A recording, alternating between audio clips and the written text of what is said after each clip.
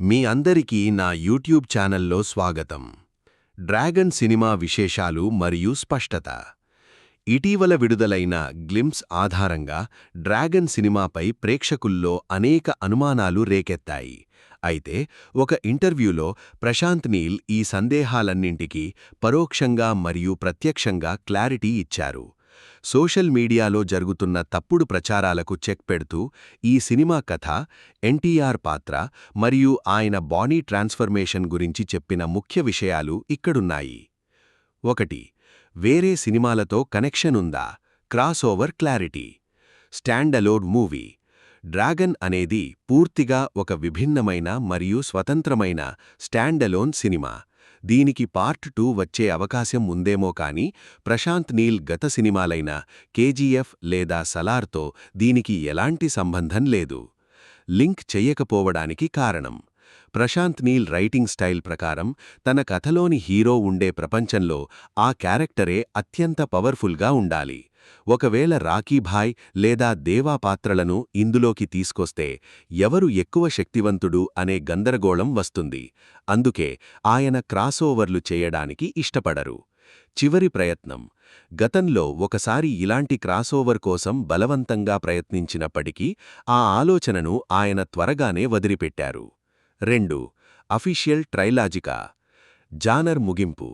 ప్రశాంత్ నీల్ ఈ తరహా సినిమాలను ఇకపై చేయనని ప్రకటించారు. ఈ జానర్లో డ్రాగన్ ఆయనకు చివరి సినిమా. సలార్ 2, కేజీఎఫ్ 3 సినిమాలు ఇప్పటికే ఒప్పుకున్న ప్రాజెక్టులు కాబట్టి అవి ఖచ్చితంగా ఉంటాయి. అనఫిషియల్ ట్రైలాజీ.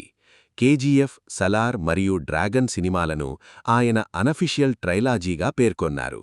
వీటికి కథాపరంగా ఎలాంటి సంబంధం లేకపోయినప్పటికీ ఇవన్నీ భారతదేశ స్వాతంత్ర్యం తర్వాత కాలంలో, అంటే పోస్ట్ ఇండిపెండెన్స్ కాలంలో జరిగిన కొన్ని ప్రపంచ సంఘటనల ఆధారంగా తెరకెక్కాయి.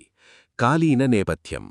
ముఖ్యంగా 1960 మరియు 1970ల నాటి పరిస్థితులు ఈ సినిమాలపై ప్రభావం చూపాయి.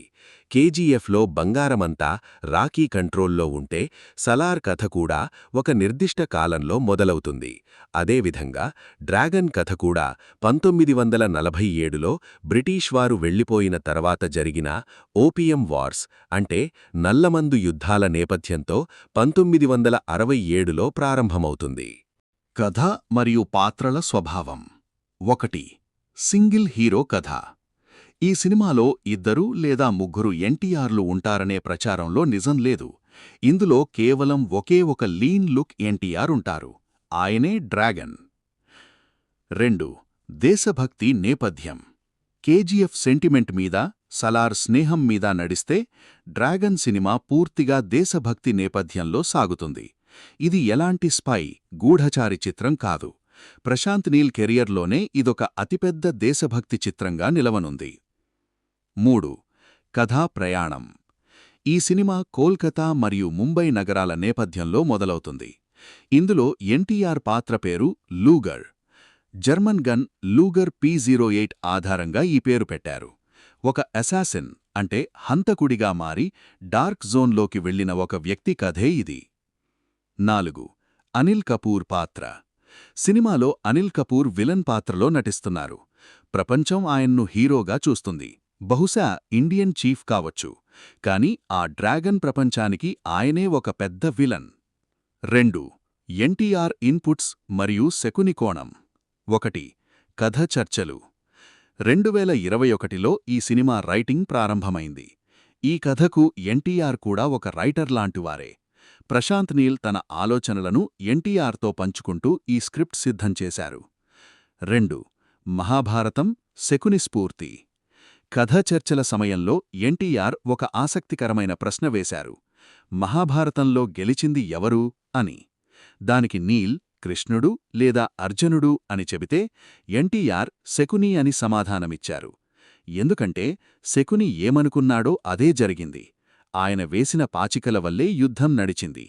ఈ సరికొత్త కోణం దర్శకుడికి బాగా నచ్చి సినిమాలోని కొన్ని కీలకమైన సీన్స్ మరియు డ్రామాను మార్చడానికి కారణమైంది. 3. ఎన్టీఆర్ అద్భుతమైన బాడీ ట్రాన్స్ఫర్మేషన్. 5. ఎన్టీఆర్ అద్భుతమైన బాడీ ట్రాన్స్ఫర్మేషన్. బరువు తగ్గడం. ఈ అసాసిన్ పాత్ర కోసం ఎన్టీఆర్ కొంచెం సన్నబడాలని దర్శకుడు కోరారు. అందుకోసం ఎన్టీఆర్ ఏకంగా 4 నెలల పాటు సినిమా షూటింగ్లను పక్కన పెట్టి రాత్రింబగళ్లు కష్టపడి దాదాపు 15 కేజీల బరువు తగ్గారు. పడిన కష్టాలు. మొదటి 2 నెలల్లోనే ఒకేసారి భారీగా బరువు తగ్గడం వల్ల ఆయన కుటుంబ సభ్యులు, తల్లి, భార్య మరియు స్నేహితులు మరియు అభిమానులు ఎంతో ఆందోళన చెందారు. ఎన్టీఆర్ చాలా నీరసించిపోయారు. స్వయంగా ప్రశాంత్ నీల్ కూడా ఆయన పరిస్థితి చూసి ఇక చాలు సార్ ఆపేయండి అని అడిగారు. కానీ ఎన్టీఆర్ మాత్రం పట్టుదలగా శ్రమించి దర్శకుడు ఊహించిన లుక్ను సాధించారు. కారణం: కథ ప్రకారం 1947లో 10 సంవత్సరాల వయసు ఉన్నప్పుడే ఈ పాత్రను ఆఫ్ఘనిస్తాన్లోని అసాసిన్ ట్రైనింగ్కు పంపుతారు. ఇన్నేళ్లు శిక్షణ పొందిన వ్యక్తి శరీరం ఎంత షార్ప్గా, రిప్పుడ్గా ఉండాలో అలాంటి లుక్ కోసం ఎన్టీఆర్ అంతలా కష్టపడ్డారు. టెక్నికల్ మరియు మేకింగ్ మార్పులు. Drama centric. ఈ సినిమా కేజీఎఫ్ లాంటి, సలార్ లాంటి కేవలం యాక్షన్ చిత్రం కాదు. ఇందులో డ్రామా మరియు ఎమోషన్స్ చాలా బలంగా ఉంటాయి. ప్రశాంత్ నీల్ గత చిత్రాల కంటే ఇది భిన్నమైన కలర్ ప్యాలెట్ మరియు స్ట్రక్చర్ను కలిగి ఉంటుంది. లౌకికమైన కెమెరా కదలికలు. ఈసారి కెమెరాను ఎక్కువగా వేగంగా తిప్పకుండా చాలా లేజీగా మూవ్ చేస్తూ పాత్రల ద్వారానే కథను నడిపించనున్నారు. ఇందులో పాత్రలు వచ్చి హీరో గురించి డైలాగులు చెప్పి వెళ్ళిపోవు. ప్రేక్షకులు ప్రతి పాత్రను తమతో పాటు ఇంటికి తీసుకెళ్లేలా బలమైన బ్యాక్ స్టోరీలు ఉంటాయి. షూటింగ్ మరియు నిడివి. డ్యూరేషన్. సినిమా నిడివి గురించి పట్టించుకోకుండా షూట్ చేస్తున్నారు. సినిమా 3.5 గంటలు రావచ్చు, లేదా 5 గంటలు వస్తే 2 భాగాలుగా ఒకేసారి విడుదల చేసే అవకాశం కూడా ఉంది. గమనిక: ఈ సినిమాకు సంబంధించి సోషల్ మీడియాలో వస్తున్న ఎలాంటి తప్పుడు పుకార్లను, లింకులు, యూనివర్స్ రూమర్లను నమ్మవద్దు. డ్రాగన్ సరికొత్త పంథాలో సాగే ఒక అద్భుతమైన డ్రామా మరియు దేశభక్తి చిత్రం కాబోతోంది.